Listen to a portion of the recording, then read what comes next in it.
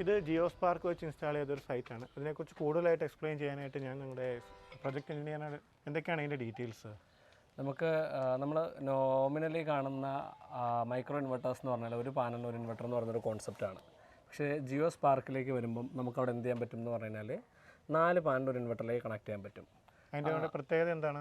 Okay, ഇവിടെ വരുമ്പോഴത്തേക്ക് 4 independent ചാനൽസാണ് ഇൻവെർട്ടറിനുള്ളത്. അതായത് എക്സാമ്പിൾ പറയുകയാണെങ്കിൽ ഇൻഡിപെൻഡൻറ്റ് MPPT ആയിട്ട് ആക്ട് ചെയ്യും.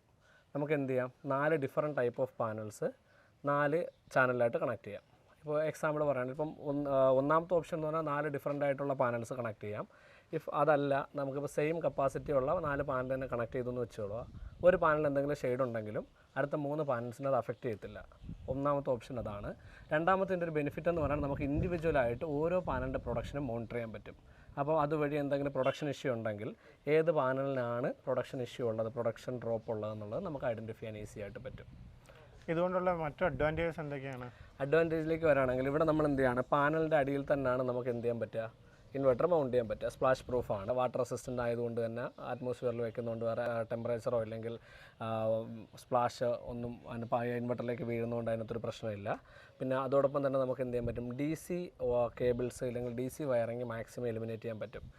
ഇപ്പം ഒരു എക്സാമ്പിൾ പറയുകയാണെങ്കിൽ DCയുടെ കേസ് നമുക്കറിയാമല്ലോ, എന്തെങ്കിലും ചെറിയൊരു ഷോർട്ട് സർക്യൂട്ടൊക്കെ വരാനുള്ള സാധ്യത വളരെ കൂടുതലാണ്. ഒരു എയർ ഗ്യാപ്പ് വരികയാണെങ്കിൽ, ഒരു ടെർമിനൽ ലൂസ് ആവുകയൊക്കെ ആണെങ്കിൽ അവിടെ ആർക്കുണ്ടാകാനുള്ള ചാൻസ് കൂടുതലാണ്. ഇവിടെ ഇപ്പോൾ നമ്മൾ എന്ത് ചെയ്യണം, ഓരോ ഇൻഡിവിജ്വൽ പാനലിനെ നമ്മൾ എന്ത് ചെയ്യുന്നു, ഇൻവെർട്ടറിലേക്ക് കണക്ട് ചെയ്യുന്നു. അതായത് ഒരു 50 വോൾട്ടേജ് അല്ലെങ്കിൽ ഒരു 40 വോൾട്ടേജിനെ തന്നെ നമ്മൾ എന്ത് ചെയ്യാണ്, AC ആയിട്ട് കൺവേർട്ട് ചെയ്യണം. അപ്പം DCയിലെ സർക്യൂട്ടിൻ്റെ വോൾട്ടേജ് നമുക്ക് എന്ത് ചെയ്യാം, വളരെ കൂടാത്ത രീതിയിൽ അതിനെ കൺട്രോൾ ചെയ്യാനും പറ്റും. DC സർക്യൂട്ട്സ് കുറവാണ്, നമുക്ക് ഇൻവെർട്ടർ മുകളിൽ തന്നെ വെക്കാം. എന്നിട്ട് എന്ത് ചെയ്താൽ മതി, അതിൻ്റെ ഔട്ട് നേരെ നമ്മുടെ മീറ്ററിലേക്ക് ടെർമിനേറ്റ് ചെയ്താൽ മതി. സർക്യൂട്ട് കുറേ കൂടി ക്ലിയറായി, കോംപ്ലിക്കേഷൻസ് ഒഴിവായി. പിന്നെ ഇതുപോലെ തന്നെ ഇതിൻ്റെ അകത്തൊരു മോണിറ്ററിംഗ് സിസ്റ്റം വരുന്നത് ഒരു ZigBee കമ്മ്യൂണിക്കേഷൻ വെച്ചിട്ടാണ് വരുന്നത്. ഇപ്പോൾ ഒരു സൈറ്റിൽ നമുക്ക് 2 ഇൻവെർട്ടർ അല്ലെങ്കിൽ 1-2 എത്ര ഇൻവെർട്ടർ ഉണ്ടെങ്കിലും നമുക്ക് ഇതിനെ എന്ത് ചെയ്യാം, ഓട്ടോമാറ്റിക്കായിട്ട് സ്പാർക്ക് ലിങ്ക് എന്ന് പറയുന്ന ഡിവൈസിലേക്ക് വിത്തൗട്ട് എ കണക്ഷൻ കണക്ട് ചെയ്യാൻ പറ്റും. സാധാരണ നമുക്കറിയാമല്ലോ, നമ്മൾ എന്ത് ചെയ്യാണ്, നോർമലി നമ്മൾ ഓരോ ഇൻവെർട്ടറിനായിട്ട് ആഡ് ചെയ്താണ് പോവുക. ഇവിടെ ഡിവൈസിന് ഒരു ഓക്സിലറി സപ്ലൈ കൊടുത്ത് നമുക്ക് സ്കാൻ ചെയ്യുന്ന സമയത്ത് അതിൻ്റെ ചുറ്റുവട്ടത്തുള്ള ഇൻവെർട്ടേഴ്സിന് ഇത് ഓട്ടോമാറ്റിക്കലി ഈ കമ്മ്യൂണിക്കേഷൻ ഡിവൈസ് എന്ത് ചെയ്യും, ഡിറ്റക്ട് ചെയ്യും.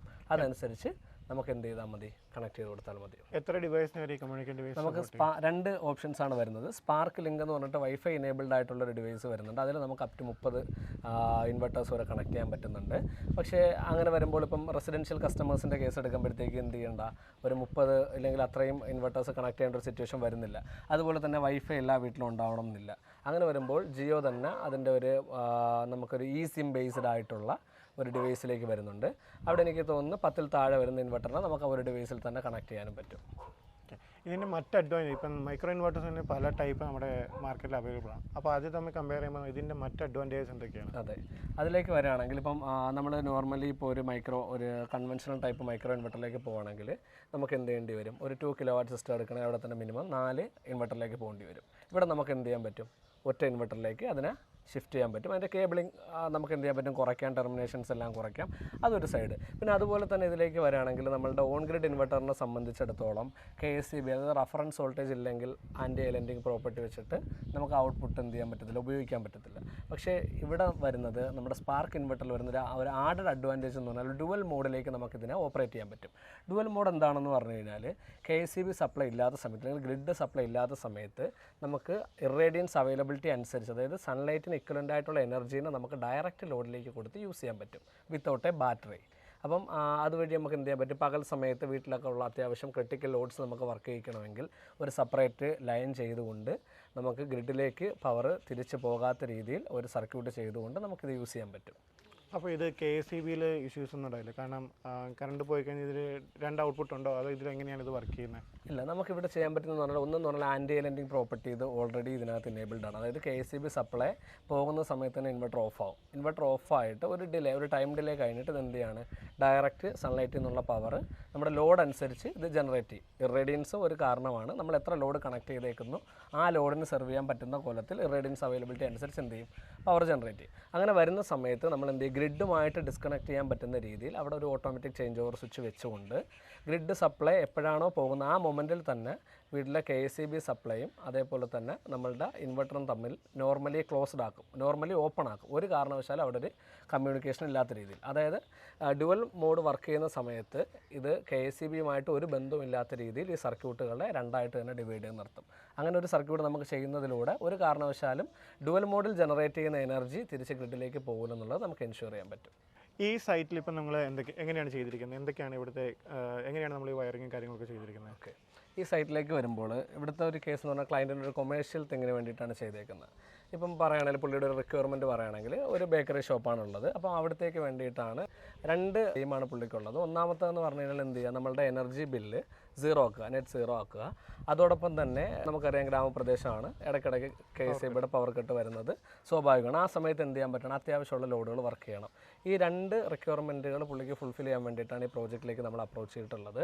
ബേക്കറിയിലെ ഒരു ലോഡ് എടുത്ത് നോക്കുകയാണെങ്കിൽ അവിടെ ഫ്രീസേഴ്സ് ഉണ്ട്, പിന്നെ അതേപോലെ തന്നെ ലൈറ്റ് ലോഡ്, ഫാൻ ലോഡ്, അത്യാവശ്യം ഒരു സിസ്റ്റം വർക്ക് ചെയ്യുന്നുണ്ട്, അതിൻ്റെ ഒരു UPS, പിന്നെ അതേപോലെ തന്നെ ബേക്കറി ഐറ്റംസ് ചൂടായി സൂക്ഷിക്കാൻ വേണ്ട എക്യുപ്മെൻറ്റ്സ് ഒക്കെ യൂസ് ചെയ്തിട്ടുണ്ട്. നമ്മൾ ഈ സൈറ്റിലെ ഡിസൈനിലേക്ക് വരികയാണെങ്കിൽ ഇവിടെ നമ്മൾ റിന്യൂസിൻ്റെ 600 വാട്ട് പീക്കിൻ്റെ പാനൽസാണ് യൂസ് ചെയ്തിട്ടുള്ളത്.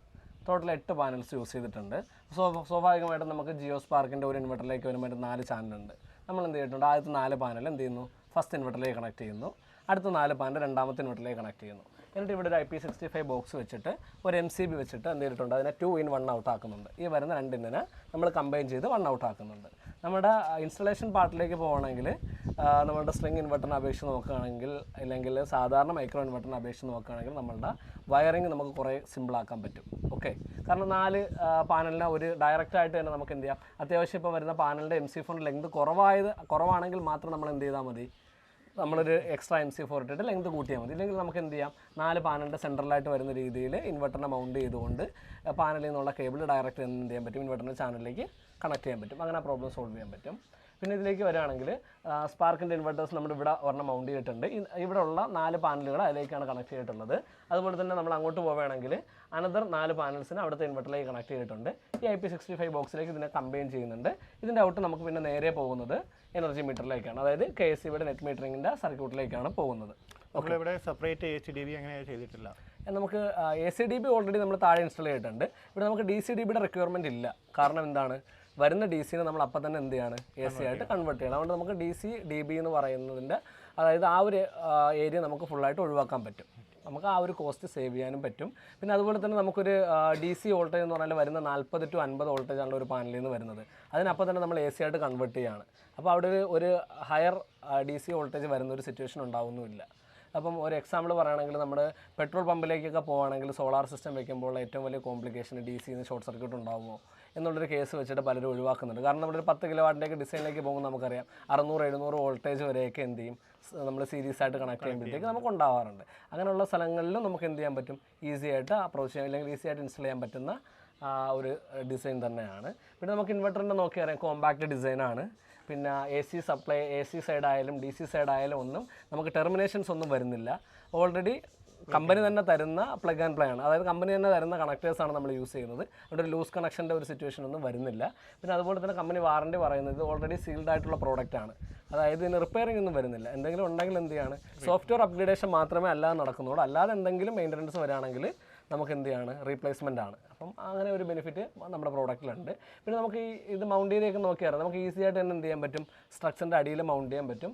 ഇവിടെ ഇപ്പോൾ നമുക്ക് 2 രീതിയിൽ എന്ത് ചെയ്യാം, ഹൊറിസോണ്ടലായിട്ടും വെർട്ടിക്കലായിട്ടും നമുക്ക് എന്ത് ചെയ്യാൻ പറ്റും, ഇൻവെർട്ടറിനെ മൗണ്ട് ചെയ്യാൻ പറ്റും. ഇവിടുത്തെ ഇപ്പോൾ ഡിസൈൻ നോക്കുകയാണെങ്കിൽ നമുക്ക് ഒരു കാരണവശാലും ഒരു വെള്ളത്തുള്ളി എന്ത് ചെയ്യില്ല, പാനലിലേക്ക് വീഴാത്ത രീതിയിലാണ് നമ്മൾ ചെയ്തേക്കുന്നത്. പിന്നെ അതുപോലെ തന്നെ ഇവിടെയായിട്ട് നമുക്ക് അതിൻ്റെ അകത്തൊരു ഇൻഡിക്കേഷൻ ലാമ്പ് വരുന്നുണ്ട്. അതായത് പവർ പ്രൊഡക്ഷൻ്റെതും പ്രൊഡക്ഷൻ്റെതും രണ്ടാമത്തെ ഞാൻ നേരത്തെ പറഞ്ഞിരുന്നു, സ്പാർക്ക് ലിങ്ക് വെച്ചിട്ട് ഒരു സിഗ്ബി കമ്മ്യൂണിക്കേഷൻ നടക്കുന്നുണ്ട്. അതായത് ഓൺലൈൻ മോണിറ്ററിങ്ങിന് വേണ്ടി വൈഫൈ ആയിട്ട് കണക്ട് ചെയ്തേക്കുന്നത് നമുക്ക് അറിയാൻ പറ്റും. അതായത് സിമ്പിളായിട്ട് വരുന്നൊരു ക്വസ്റ്റ്യൻ ആയിരിക്കും, ഇപ്പോൾ ഒരു ഇൻസ്റ്റലറിനെ സംബന്ധിച്ചിടത്തോളം സൈറ്റിൽ വരുമ്പം ഇൻവെർട്ടർ വർക്ക് ചെയ്യുന്നുണ്ട്, ഡിസ്പ്ലേ ഇല്ലല്ലോ, എങ്ങനെ അറിയാൻ പറ്റും എന്ന് നോക്കിക്കഴിഞ്ഞാൽ ഇതിനകത്ത് തന്നെ എന്ത് ചെയ്തിട്ടുണ്ട്, 2 ഇൻഡിക്കേഷൻ വരുന്നുണ്ട്. അടുത്ത ഇൻഡിക്കേഷൻ നോക്കിക്കഴിഞ്ഞാൽ നമുക്ക് ഇൻവെർട്ടർ കണക്റ്റഡ് ആണോ, വൈഫൈ ആയിട്ട് കണക്റ്റഡ് ആണോ, അല്ലെങ്കിൽ ഇപ്പോൾ പ്രൊഡക്ഷൻ നടക്കുന്നുണ്ടോ എന്നൊക്കെ അറിയാൻ പറ്റും. നെറ്റ്വർക്ക് ഇല്ലാത്ത സമയം ഇപ്പോൾ നമ്മൾ വൈഫൈ ആയിട്ട് കണക്ട് അല്ലാത്ത സമയത്ത് കൂടി ഇതിൻ്റെ പ്രൊഡക്ഷൻ അതിനെ ബാധിക്കും. നമ്മുടെ പ്രൊഡക്ഷന് വേറെ ഒരു ബാധകവും ഇല്ല. നമുക്ക് എന്ത് ചെയ്യും, ഇത് നമുക്കറിയാം നമ്മളൊരു ഓൺലൈൻ മോണിറ്ററിംഗ് പ്രോസസ്സിന് വേണ്ടിയിട്ടാണ് എന്ത് ചെയ്യുന്നത്, ഇതിനെ വൈഫൈ ആയിട്ട് കണക്ട് ചെയ്യുന്നത്. അതിനകത്ത് പ്രൊഡക്ഷനുമായി യാതൊരു ബന്ധവുമില്ല. അതായത് ഇൻവെർട്ടർ എത്ര യൂണിറ്റ് ജനറേറ്റ് ചെയ്തു, ആ ഇൻസ്റ്റൻറ്റിലുള്ള വോൾട്ടേജ് എത്രയാണ്, അതൊക്കെ മോണിറ്റർ ചെയ്യാനുള്ള പർപ്പസിന് വേണ്ടി മാത്രമാണ് നമ്മൾ നെറ്റ്വർക്ക് കമ്മ്യൂണിക്കേഷൻ ഇൻവെർട്ടറിലേക്ക് കൊടുക്കുന്നത്. സ്വാഭാവികമായിട്ടും എന്ത് ചെയ്യും, നെറ്റ്വർക്ക് ഇതിൻ്റെ പവർ പ്രൊഡക്ഷനെ ഒരു രീതിയിലും ബാധിക്കത്തില്ല. അത് പ്രൊഡ്യൂസ് ചെയ്തുകൊണ്ട് തന്നെ ഇരിക്കും. അതിൻ്റെ ഓൺലൈൻ മോണിറ്ററിംഗ് നമുക്കിപ്പോൾ നെറ്റ്വർക്ക് ഇല്ലെങ്കിൽ അവൈലബിൾ അല്ലെന്നേ ഉള്ളൂ. ഈവൻ ഒരു സൈറ്റിൽ നമുക്ക് നെറ്റ്വർക്ക് ഇഷ്യൂ ഉണ്ട് എങ്കിൽ നമുക്ക് എന്തിനോട് വൈഫൈ മോണിറ്ററിംഗ് അവർക്ക് കസ്റ്റമറിന് വേണ്ട, നമുക്ക് എന്ത് ചെയ്യാം, സോളാർ മീറ്ററിൽ നിന്ന് റീഡിംഗ് എടുക്കാൻ കസ്റ്റമർ ബില്ലിംഗ് ആണെങ്കിൽ നമുക്ക് എന്ത് ചെയ്യാൻ പറ്റും, ഇനിഷ്യൽ സെറ്റിംഗ് ചെയ്ത് കഴിഞ്ഞാൽ പിന്നെ അതിൻ്റെ ആവശ്യം വരുന്നില്ല. പക്ഷേ ഇടയ്ക്ക് എന്തെങ്കിലും ഈ പറഞ്ഞതുപോലെ നമുക്ക് ഓൺ ഗ്രിഡിന് ഡുവൽ മോഡിലേക്ക് കൺവേർട്ട് ചെയ്യുകയോ എന്തെങ്കിലും സെറ്റിംഗ്സ് ചേഞ്ച് ചെയ്യുകയോ ഫേംവെയർ അപ്ഡേറ്റ് ചെയ്യുകയോ അങ്ങനെയൊക്കെ ഒരു സിറ്റുവേഷൻ വരുന്ന സമയത്ത് കമ്മ്യൂണിക്കേഷൻ മാൻഡേറ്ററി ആണ്. ഇവിടെ 2 ഇൻവെർട്ടറുകളെ തമ്മിൽ കണക്ട് ചെയ്തിട്ട് നമുക്ക് ഒറ്റ ഔട്ട്പുട്ട് ആക്കുന്നതിന് വേണ്ടി ഇവിടെ നമ്മുടെ MCB ആണ് യൂസ് ചെയ്തിട്ടുള്ളത്. ഇൻവെർട്ടറിൻ്റെ ഔട്ട് നമ്മുടെ MCBയുടെ ഇന്നിൽ കണക്ട് ചെയ്തിരിക്കുന്നു. ഈ രണ്ടിൻ്റെയും കൂടെ കമ്പൈൻഡ് ഔട്ട്പുട്ട് MCBയുടെ ഔട്ടിൽ നിന്ന് എടുത്തിരിക്കുന്നു. MCB യൂസ് ചെയ്തതിന് പകരം MCB പ്ലസ് IP65 ബോക്സ് നമ്മൾ യൂസ് ചെയ്തിട്ടുണ്ട്. അതിന് പകരം നമുക്ക് T കണക്ടർ യൂസ് ചെയ്യാൻ പറ്റുന്നതാണ്. T കണക്ടർ മീൻസ് IP68 പ്രോപ്പർട്ടിയിലുള്ള ഒരു ഡിവൈസ് ആണ്. അതിൽ 2 ഇന്ന് കൊടുക്കാം, ഒരു ഔട്ട്പുട്ടായിട്ട് കൊണ്ടുപോകാനും പറ്റും. ഒന്നിലധികം ഇൻവെർട്ടർ ഉള്ള സ്ഥലങ്ങളിൽ നമുക്ക് T കണക്ടർ ഉപയോഗിച്ചുകൊണ്ട് നമുക്ക് എന്ത് ചെയ്യാം, ഈ കണക്ഷനെ കമ്പൈൻ ചെയ്യാൻ പറ്റും. ഇതിൻ്റെ ഒരു ബെനിഫിറ്റ് എന്താണെന്നറിയോ, ഇൻവെർട്ടറിൽ നിന്ന് 100 മീറ്ററിനകത്തായിരിക്കണം ഇതിൻ്റെ സ്പേസ്, അതേപോലെ തന്നെ വൈഫൈ റേഞ്ചും കിട്ടണം.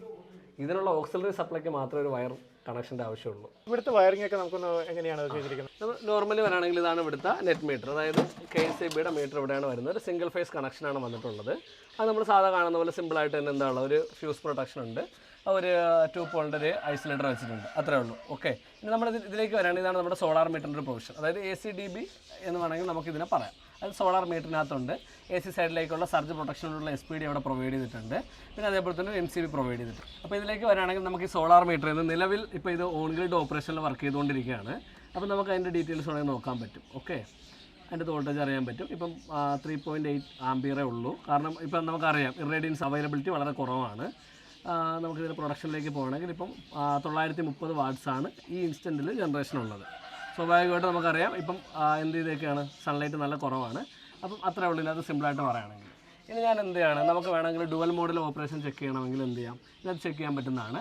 ഞാനിപ്പോൾ KSEB സപ്ലൈ കട്ട് ചെയ്യാണ്. ഓക്കെ, KSEB സപ്ലൈ ഞാൻ കട്ട് ചെയ്തു. ആ സമയത്ത് എന്ത് ചെയ്യും, നേരെ നമ്മുടെ സോളാർ മീറ്റർ ഓഫ് ആവും. അതായത് നമ്മുടെ ആൻറ്റി എലൻഡിങ് പ്രോപ്പർട്ടി വെച്ചിട്ട് എന്ത് ചെയ്യും, spark ഓഫാവും.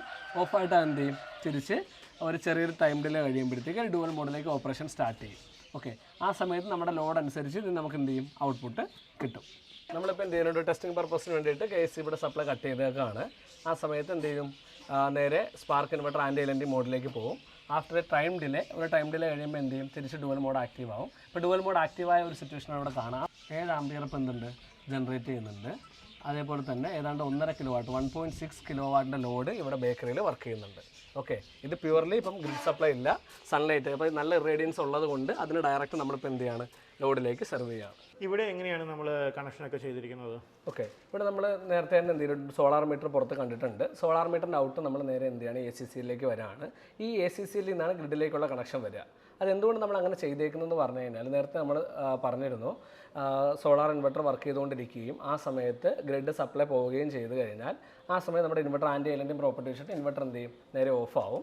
After A time delay കഴിയുമ്പോൾ ഡുവൽ മോഡിലേക്ക് ഇത് എന്ത് ചെയ്യും, ആക്റ്റീവ് ആവുകയും നമുക്ക് ഇറേഡിയൻസ് അനുസരിച്ച് സപ്ലൈ കിട്ടുകയും ചെയ്യും. ഓക്കെ, ഇവിടുത്തെ ഒരു സിറ്റുവേഷൻ എടുത്ത് നോക്കുകയാണെങ്കിൽ ഫസ്റ്റ് ഒരു ACCയിൽ ഓട്ടോമാറ്റിക് ചേഞ്ച് ഓവർ സ്വിച്ച് വെച്ചിരിക്കുന്നത് നമുക്ക് എന്ത് ചെയ്യാനാണെന്ന് പറഞ്ഞാൽ, KSEB സപ്ലൈ ഉള്ള സമയത്ത് ഇത് നോർമലി ക്ലോസ്ഡ് ആയിരിക്കും. അതായത് ഓൺ ഗ്രിഡ് ഓപ്പറേഷന് വേണ്ടിയിട്ട് ഇൻവെർട്ടറും ഗ്രിഡും തമ്മിൽ കണക്റ്റഡ് ആയിരിക്കും.